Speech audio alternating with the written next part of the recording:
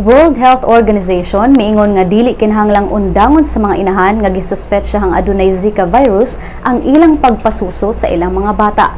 Base sa ilang interim guidance on breastfeeding, ang WHO miingon nga padayon nilang girekomendar ang breastfeeding sa mga bagong himugso nga bata bisan pa man og dunay hulga sa maong sakit.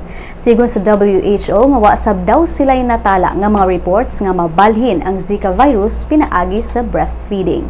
Apan kung ang inahan posible o duna nay Zika virus ato sa iyang pagmabdos o paghuman og panganak, kinahanglan siyang tabangan worker aron makapasuso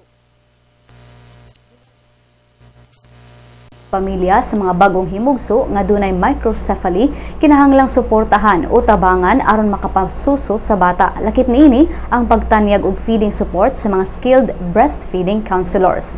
Ang pinakaprimerong paagi nga makuha ang Zika virus mo ang mapaakan sa lamok nga parte sa pamilyang Aedes. Apan duna say mitumaw nga mga reports nga makuha ang Zika virus pinaagi sa blood transfusion transmission o pakighilawas.